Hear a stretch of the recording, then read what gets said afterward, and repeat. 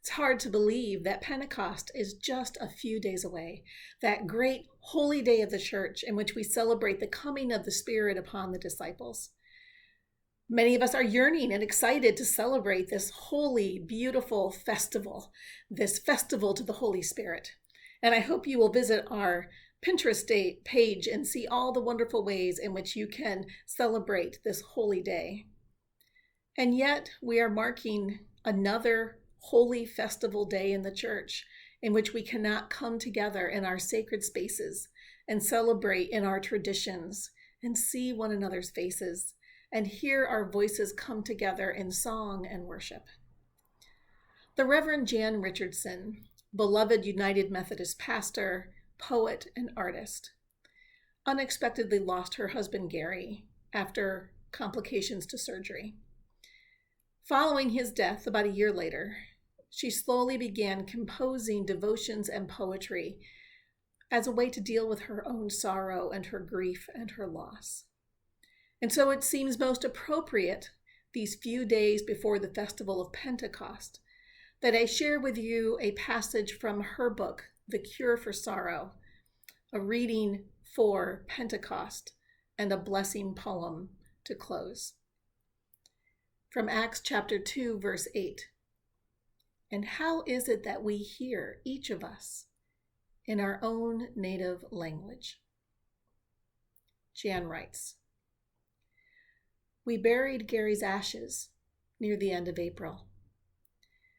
2 days after what should have been our 5th anniversary, I gathered on the family farm with our parents, our brothers, and their wives, and Gary's son. The last time we had all been at the farm together was for the wedding, which seemed both astonishingly recent and also an eternity ago. With my brother's help, I had picked a spot for the ashes down by the lake, tucked in a stand of palmetto trees that appears in some of our wedding photos. After we all made our way to that place by the lake, I looked around the circle at each face. Dearly beloved, I said. I told them how, as Gary and I had planned for our wedding, the word blessing kept coming to mind. We decided it should be a day of blessing. And so blessings wove through the ceremony and the celebration that followed. Blessings that were spoken and blessings that were embodied in the people who had come to be with us that day.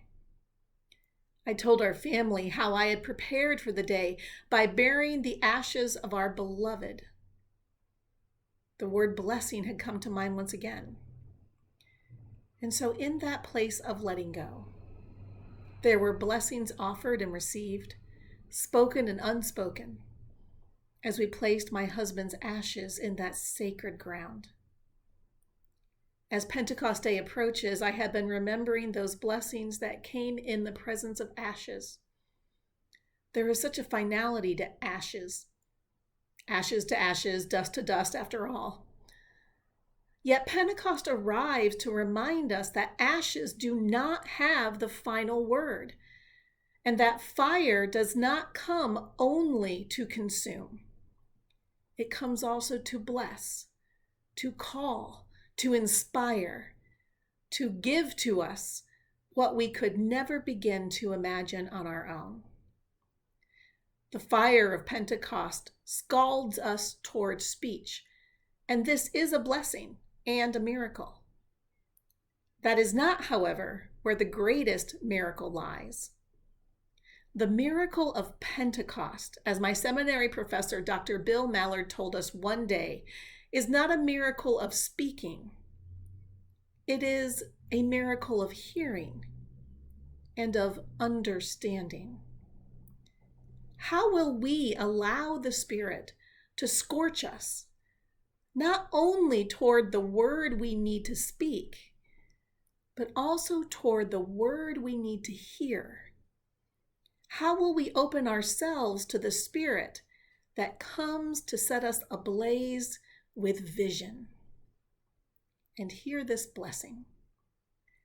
What the fire gives, a blessing for Pentecost. You had thought that fire only consumed, only devoured, only took for itself, leaving merely ash and memory of something you had believed, if not permanent, would be long enough, enduring enough to be nearly eternal. So when you felt the scorch on your lips and the searing in your heart, you could not believe at first that flame could be so generous, that when it came to you in your sackcloth and sorrow, it did not come to consume, to take still more than everything. What surprised you most were not the syllables that spilled from your scalded, astonished mouth, though that was miracle enough, to have words burn through what had been numb, to find your tongue aflame with a language you did not know you knew. No. What came as greatest gift was to be so heard in the place of your deepest silence, to be so seen within the blazing, to be met with such completeness by what the fire gives. Love that last piece. No, what came as greatest gift was to be heard in the place of your deepest silence, to be so seen within the blazing, to be met with such completeness by what the fire gives. May you meet the fire of that beautiful blazing spirit in these Pentecost days. God's grace and peace be with you all.